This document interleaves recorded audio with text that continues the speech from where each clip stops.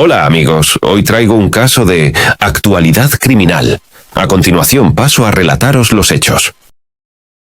Dilawar Hussein FC asesina a su compañero de celda. Dilawar llegó el pasado 24 de enero a una celda del módulo 12 de la cárcel de Extremera. Tenía como compañero a un ciudadano de Europa del Este. Se trataba de AAB, un ciudadano búlgaro de 40 años, con un historial plagado de condenas por violencia de género.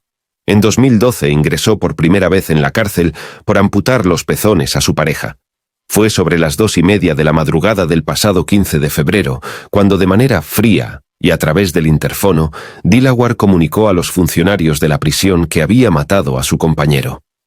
Según apuntaron fuentes próximas a la investigación, la muerte se produjo a golpes, aunque no se conoce con certeza qué objeto empleó para pegarle ni en qué parte del cuerpo.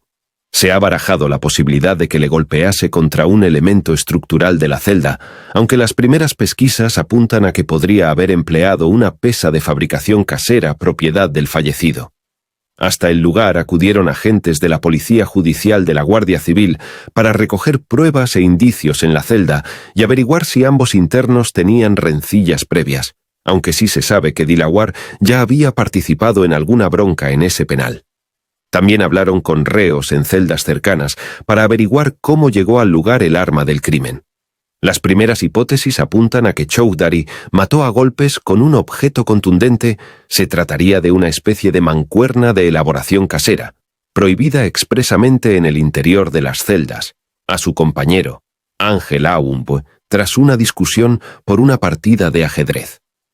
El fallecido, en todo caso, no ejercía las funciones de un preso sombra, es decir, un interno de confianza que de forma voluntaria está las 24 horas con el recluso afectado para prestarle seguimiento, apoyo y atención, más si cabe cuando estos presentan signos depresivos. De forma paralela, el Centro Penitenciario de Extremera ha abierto una investigación interna para conocer qué ocurrió y si se produjo algún fallo de seguridad, como por ejemplo saber cómo llegó el objeto contundente a la celda. Del mismo modo, Chowdhury fue llevado a aislamiento desde el módulo 12, uno de los más conflictivos de la cárcel. Y eso que no era la primera vez que estaba en esta cárcel, ya estuvo hasta el pasado septiembre, cuando fue juzgado y condenado por un delito de lesiones con instrumento peligroso a 2 años de prisión a una de las víctimas de Morata de Tajuña. Una sentencia que, al ser dictada de conformidad, permitió a su privativa de libertad, sin que ninguna de las partes se opusiera. Después, ya en libertad provisional, llegó el triple crimen de los hermanos Gutiérrez Ayuso en Morata de Tajuña.